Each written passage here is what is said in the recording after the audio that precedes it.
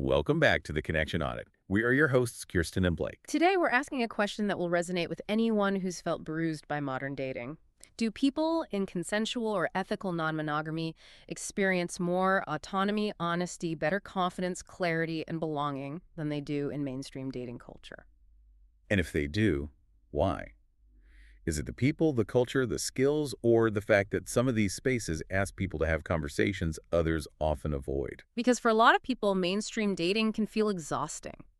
Mixed signals, ambiguity, ghosting, performance, pressure, and that constant sense you're meant to act like you care less than you do. So what we wanted to explore is whether some single people in E&M are benefiting not just from more freedom, but from a different relationship culture. Right. One that at its best asks for more honesty, clearer boundaries, better consent, and more self-awareness. And that may be the more interesting story. Some people describe feeling more able to say what they want, what they do not want, what they can offer, and where their boundaries are. There can also be a stronger sense of belonging.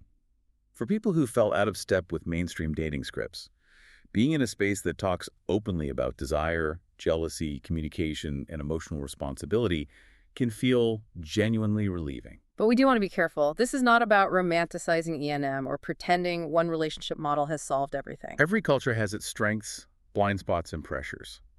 We're not here to idealize it or dismiss it. We're here to look at what some people in these spaces may be doing differently that helps them feel more grounded, honest, and more like themselves. And whether there are lessons in that for everyone else, because even if E&M is not your world, the underlying skills still matter. Clearer communication, better boundaries, less performance, more thoughtful consent, more emotional literacy, and more willingness to define what a relationship actually is. We'll also look at the caveats. Are these benefits always about E&M itself, or sometimes about selection effects? Does the community matter as much as the structure? And what happens when freedom runs ahead of emotional skill? So this episode is really an audit of relational culture and whether some people in E&M may have access to tools and norms that are often missing elsewhere. Because better connection rarely comes from pretending less matters. It usually comes from more honesty, more care, and more skill. So if you're done with chaos and ready for clarity, you're in the right place. This is the Connection Audit. Let's start where we always begin, by auditing the culture. So to begin this audit properly, we really have to look directly at the narratives we're handed about how relationships are supposed to function. Like from the moment we're old enough to watch a romantic comedy. Right, the scripts we just absorb without questioning. 100%. Yeah. And the prevailing cultural narrative relies heavily on what we might call the monogamy superiority myth. The monogamy superiority myth, okay. Yeah, it's this ingrained, largely unquestioned belief that monogamous relationships are not just the default setting for human beings, but that they're inherently healthier, more stable, and, more morally correct than any other relational structure. Which is a massive assumption to make about an entire species, isn't it? It really is. And when we look at the actual data, that myth begins to look incredibly fragile. What we're seeing in a major 2025 meta-analysis, which is essentially this huge review synthesizing data across dozens of smaller studies, is a sample size of over 24,000 participants. Wait, 24,000? That's a staggering data set for relationship psychology. It's massive. Yeah. And the core finding is striking. They found that there are no significant overall differences in relationship satisfaction or sexual satisfaction between monogamous individuals and those practicing consensual non-monogamy. Let's pause right there, because that feels like a massive contradiction to everything we are taught. If the satisfaction levels are essentially the same across these different relationship styles, if people are reporting the same levels of happiness and security, why does the culture heavily favor monogamy and heavily stigmatize anything else? That is the big question. Right. I mean, if people in consensual non-monogamy are just as happy, what is driving all that intense fear and judgment from the outside? Because the societal pushback is not just a mild preference, it is visceral. That's the pattern, right? The gap between the empirical data and the public perception is just vast. And the fear is largely driven by a concept called mononormativity. Mononormativity. Yeah, mainstream culture equates monogamy with a very specific kind of moral correctness and maturity. We're basically taught that true love means a single partner can, and absolutely should, fulfill every conceivable need you have. Right, and if they don't, then the relationship is somehow failing. Spot on. Consequently, anything outside that structure is viewed as a threat, a failure, or just a sign of arrested development. Polyamory and other non-monogamous structures are frequently pathologized by outsiders. Even by professionals sometimes, right? Sadly, yes. Even some clinicians and therapists will view non-monogamy as a fear of commitment, or like a temporary phase of rebellion, or purely a sexual fetish. Wow.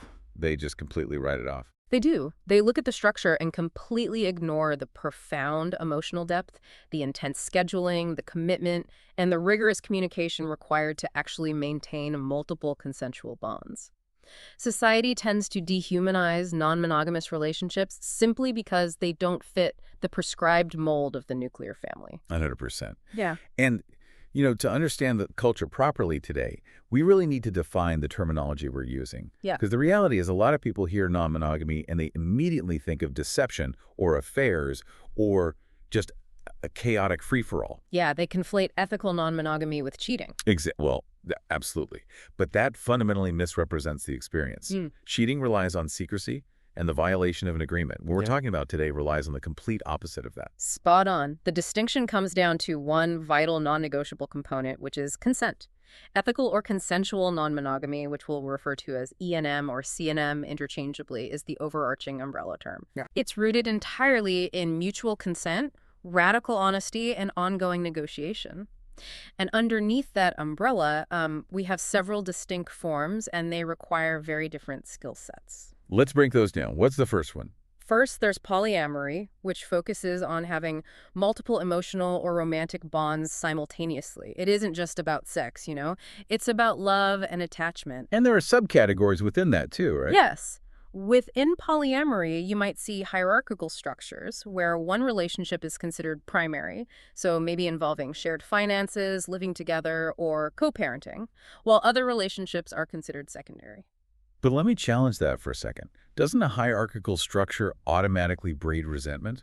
I mean, if you're the secondary partner, doesn't that inherently feel like you are less important, or that your relationship is just at the mercy of the primary couple's whims? That is a brilliant point, and it highlights a massive point of friction within the community itself. Yes, hierarchical polyamory can absolutely breed resentment if it isn't managed with incredible care. It sounds like it could get messy very quickly. It can. This is often referred to as couples privilege. The unearned social and structural benefits that a primary, usually cohabitating couple enjoys. Right. If a primary couple holds a veto power, meaning one person can demand the other end their secondary relationship at any time, that creates a highly precarious situation for the secondary partner. It treats them as disposable. Yeah, that doesn't sound very ethical at all. Which is why many people in these spaces actively move toward non-hierarchical polyamory.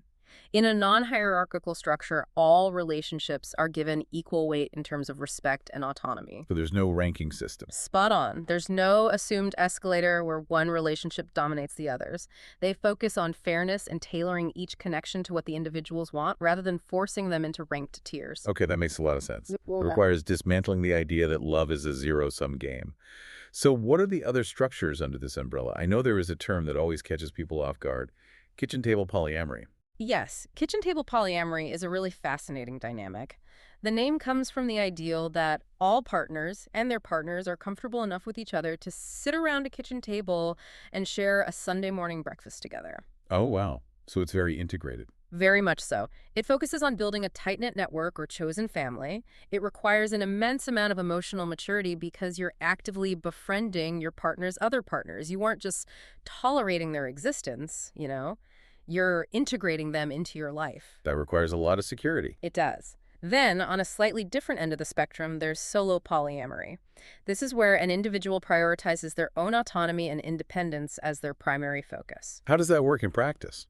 Well, a solo polyamorous person might choose not to live with any partner, merge finances, or follow the traditional relationship escalator of marriage and children, while still engaging in deeply committed romantic bonds. They are essentially their own primary partner. I love that framing. Being your own primary partner. And outside of polyamory, but still under the E&M umbrella, what we're seeing is swinging, which is quite different. Very different, yeah. That is usually couples engaging sexually with others, often preserving their primary relationship as the sole emotional focus. It's recreational, often compartmentalized. Absolutely. And then there is relationship anarchy, which honestly sounds incredibly intense to an outsider. It does sound intense, I'll give you that. But the philosophy behind it is deeply considered. Relationship anarchy rejects predefined cultural roles and hierarchies entirely. So no labels dictating how you should act. Exactly. Well, spot on. It applies the political concept of anarchism, meaning no inherited state or hierarchy to human connections. It values all connections, romantic, platonic, sexual-based, purely on what the individuals want to build together, without relying on cultural labels to dictate the importance of the bond. That is a massive shift from how we normally operate. Because in mainstream culture, your romantic partner automatically outranks your best friend every single time. 100%. In relationship anarchy, that default ranking is completely dismantled. You might buy a house with your best friend, raise a child with a sibling, and have romantic lovers who you only see twice a month. The structure is built from the ground up based on desire and consent, not societal defaults. When you understand those distinct structures, you really realize how much profound intention goes into them. It isn't just people avoiding commitment. It's people redesigning commitment from scratch. Absolutely. And this brings us to another massive cultural hurdle we need to look at today. The myth of the one and only. There is a 20-year study highlighting the immense, almost crushing pressure that mainstream culture places on a single partner. We expect this one person to be our co-parent, our best friend, our passion lover, our therapist, our financial partner, our travel companion, and our intellectual equal. Yes, and historically speaking, that is a very new invention. For most of human history, we lived in extended community networks. Right. The whole it takes a village reality. Spot on. Childcare, emotional support, and financial survival were distributed across dozens of people. It's only recently, with the rise of the isolated nuclear family, that we have funneled all of those monumental expectations onto one single human being. I often think about it like expecting one kitchen appliance to be your fridge, your oven, your toaster, and your dishwasher all at once. That is a great analogy. Right. And when it inevitably breaks down because the motor burns out from overuse, we blame the appliance. We say, oh, I just chose the wrong appliance. Let me go find a better one. We divorce, we get back on the dating apps, and we look for a stronger appliance.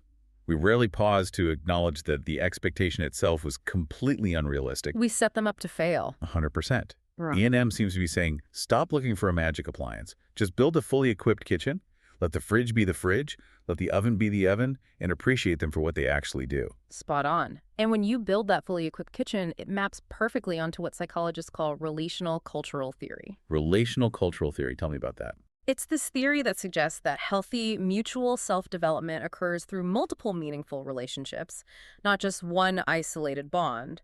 Expecting one person to fulfill every role inevitably leads to strain, resentment, and a feeling of failure. Which makes total sense. Yeah, so when we distribute our needs across a community of partners, friends, and chosen family, we actually alleviate the crushing pressure on our primary bonds.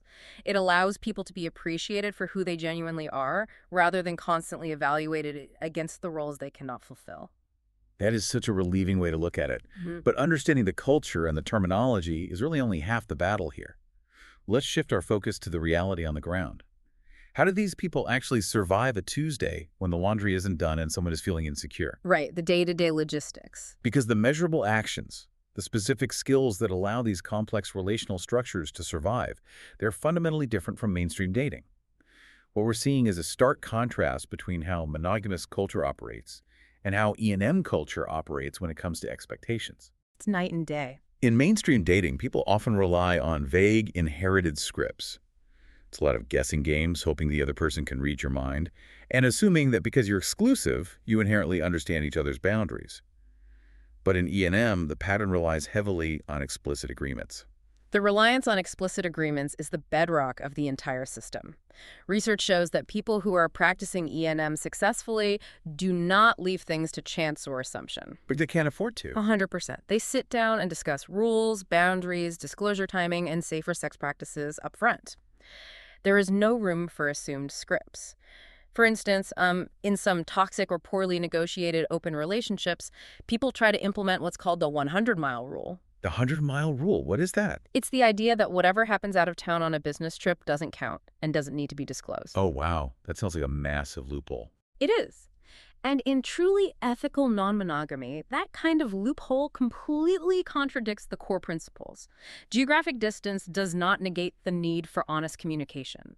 Consent is not a one-time checkbox you tick at the start of a relationship. It is a continuous, dynamic dialogue that has to be updated as feelings and circumstances change. And that continuous dialogue must require a very different approach to conflict. Because let's be honest, if you are managing multiple romantic relationships, you are inevitably going to encounter friction. You're multiplying the number of variables, the schedules, and the emotional triggers. You are, and this is where the behavioral data gets incredibly illuminating. A 2025 comparative study by Vea Fernandez-Garcia and Garcia-Vega looks specifically at conflict resolution styles across different relationship models. Okay, so how people actually fight. Spot on. The researchers wanted to see how people handled disputes. The data showed that C&M individuals display significantly greater conflict resolution skills through active negotiation and compromise. Really? So they're actually better at resolving fights. Yes, they approach conflict with a positive, problem-solving mindset. Conversely, the study found that monogamous females reported a higher use of non-constructive conflict engagement. Which means what exactly in practical terms? In psychological terms, it often means personal attacks, criticism, and a loss of emotional control. Meanwhile, monogamous males showed a much higher propensity for withdrawal, stonewalling, refusing to discuss the problem, and disengaging entirely just to protect their own nervous system. That is a fascinating dynamic. But we really have to ask the chicken and egg question here. Does the structure of E&M actually teach better conflict resolution? Or does it just naturally attract people who are already hyper-articulate and good at communicating? It's a fair question. Because my theory is it because you literally cannot survive multiple relationships if your default setting is to attack your partner or give them the silent treatment? The structure itself must force you to adapt, or you end up completely alone. It's very likely a combination of all those factors, but the structural demand is undeniable. The complexity of E&M forces the issue. If you rely on withdrawal when a conflict arises, which the data shows males, particularly, tend to do across traditional structures, the entire relationship network will rapidly collapse. Right, because there are too many moving parts. Spot on. You simply have to develop emotional literacy. You cannot sweep resentments under the rug when you're actively coordinating schedules, emotional needs, and physical boundaries across multiple people. If you stonewall your partner because you're upset they are going on a date, the date is still happening and the resentment will just curdle. It doesn't stop the action, it just ruins the connection. 100%. The friction demands a negotiated resolution. You have to sit down and say, I am feeling highly activated right now. What is the compromise we can reach? Practicing that negotiation builds the cognitive muscle over time. Which leads us directly into the most common assumption people make about this entire lifestyle. The reality is, whenever you bring up ethical non-monogamy, the immediate response from a mainstream perspective is always, I could never do that because I get too jealous. Always. People assume that to be polyamorous, you must have some sort of genetic mutation or a numb emotional core where you simply don't feel jealousy. That's a complete myth, isn't it? 100% a myth. Jealousy absolutely still exists in non-monogamous relationships. It is a fundamental human emotion tied to evolutionary psychology and mate guarding. So they aren't immune to it. Not at all. Research shows that the baseline levels of jealousy are broadly similar across different relationship structures, though the data notes that women tend to experience slightly more passionate, visceral jealousy overall. Interesting. So if the baseline is the same, what changes? The crucial behavioral difference between the cultures is how the jealousy is managed, interpreted, and communicated. In mainstream culture, jealousy is often viewed as a disaster, right? A sign of relationship failure, or a weapon used to control a partner's behavior. Like, if you make me jealous, you are doing something wrong and you must stop. Spot on. But in E&M, jealousy is treated as information. It's data.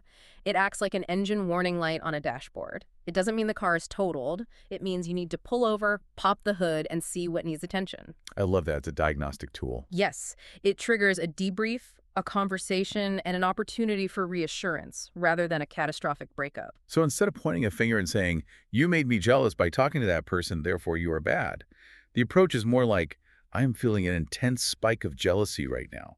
Let's look under the hood and figure out what specific fear is being triggered. Yes, because jealousy is rarely just one thing. Right.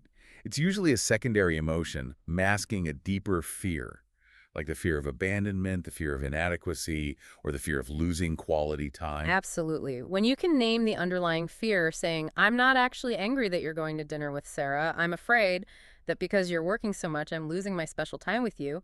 You give your partner a roadmap to reassure you. You solve the actual problem instead of fighting about the symptom. 100%. And alongside this profound reframing of jealousy, there's another concept unique to this culture that often gets brought up, which is compersion. Right. Let's unpack compersion, because I want to push back on this a little bit.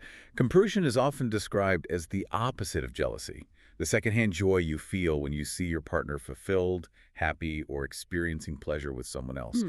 But is that actually realistic? It's a completely valid skepticism. Because from the outside, compersion sounds like a psychological superpower that normal, insecure humans just don't have. It sounds almost performative. A lot of people newly entering E&M put immense pressure on themselves to feel compersion immediately, and they feel like they're failing if they just feel jealous instead. What is critical to understand is that compersion is a learned cognitive skill. So it's not a default setting? No, it is not an automatic reflex for most people. Much like jealousy is often a learned cognitive fear based on a mindset of scarcity. The idea that love is a pie, and if your partner gives a slice to someone else, there's less pie for you.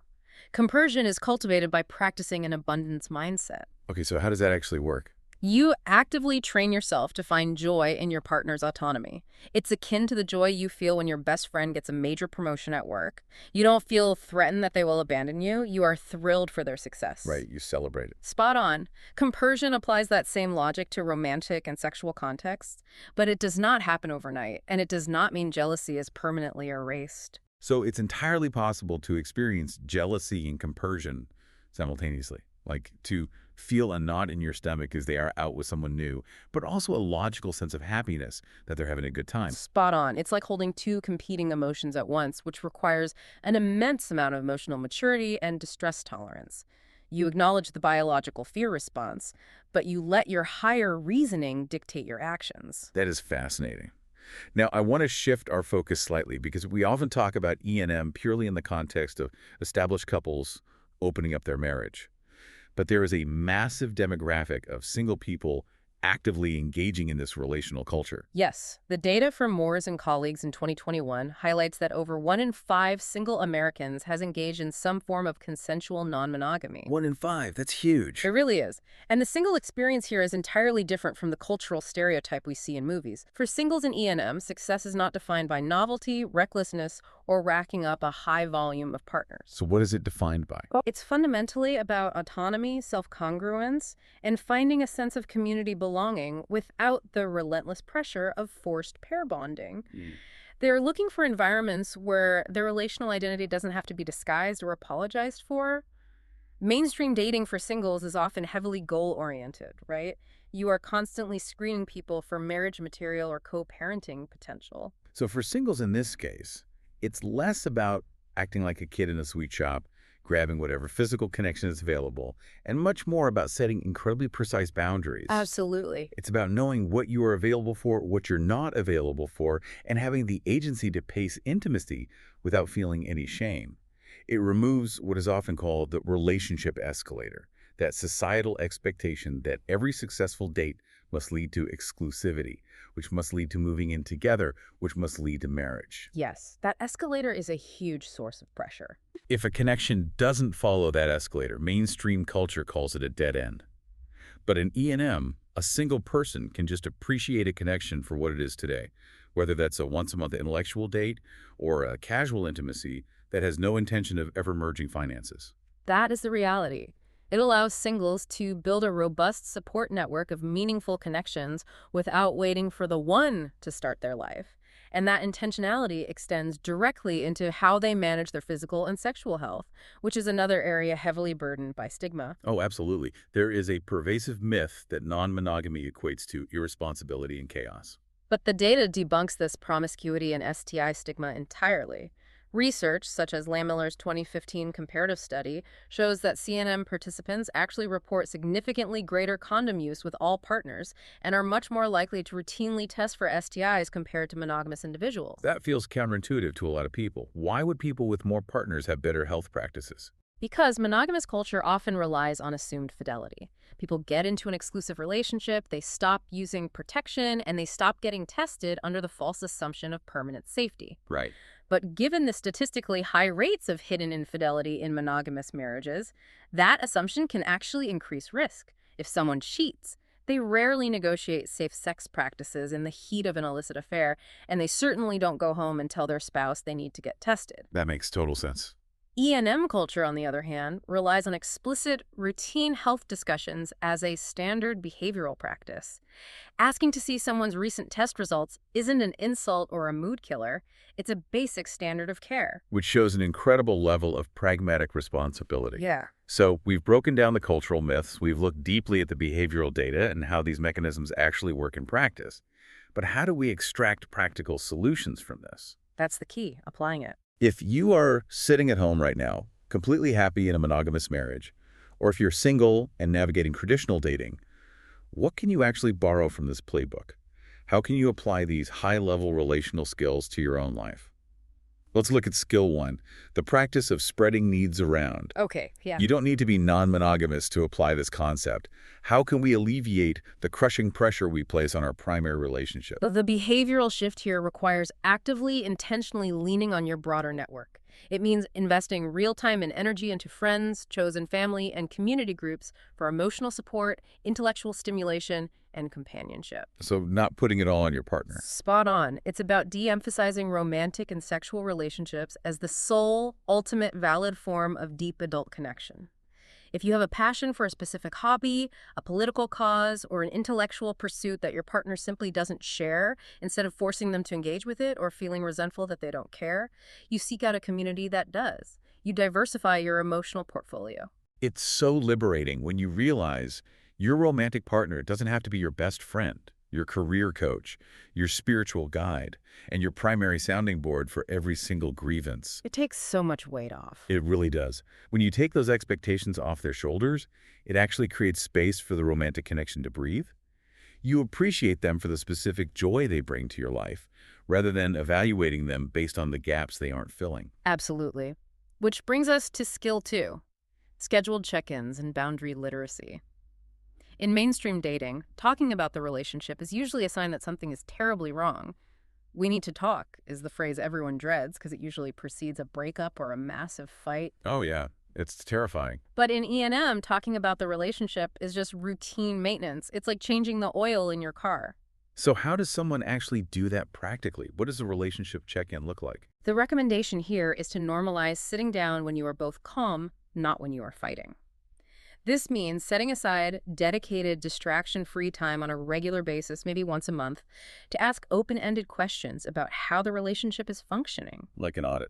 Spot on. Many in the community use frameworks where they review different areas: finances, intimacy, household chores, and emotional connection. You ask, what is working really well for us right now? What needs adjusting? Do you feel you have enough autonomy? Have any of your boundaries shifted? That requires a lot of self-awareness. It requires high boundary literacy, knowing your own physical and emotional limits, and having the vocabulary to communicate them clearly before they are crossed. And the practical tools used to manage this are so straightforward but incredibly effective. They use shared digital calendars, secure messaging apps for logistical updates, and they treat the act of scheduling as an act of care rather than a chore. Yes, exactly. Being ruthlessly honest about your limitations is vastly more respectful than overcommitting and constantly letting someone down. Saying, "I am in a very demanding season at work, and I only have the emotional bandwidth to see you once a fortnight right now," might feel blunt or unromantic, but it provides total clarity. It stops the other person from internalizing your absence as a lack of love. That clarity prevents so much quiet, festering resentment. Which brings us to skill 3. Redefining relationship failure. There is a profound lesson drawn from long-term sociological studies on polyamory regarding the lifespan of human connections. Okay, tell me about that.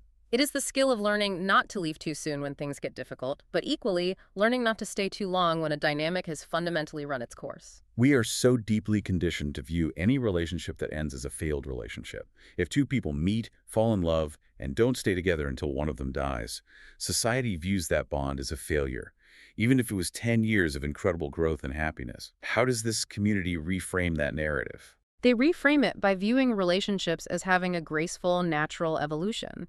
A relationship changing its shape is not a catastrophe. It is a transition.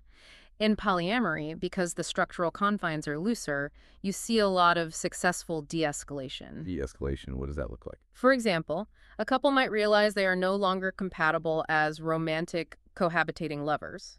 In mainstream culture, that means a messy divorce, cutting contact, and dividing friends. In E&M, that transition might look like de-escalating from a primary partnership to being close, platonic friends, or cooperative co-parents who live separately but still care deeply for one another. That requires a lot of grace. It does. When you remove the cultural mandate that a relationship must look the same forever to be considered valid, you allow bonds to transform naturally based on the current needs of the individuals involved. Celebrating a new phase of a connection, rather than mourning the loss of the old phase, requires immense emotional flexibility. That is a beautifully pragmatic way to look at human connection. It honors the history you share with someone without forcing the future to look a certain way.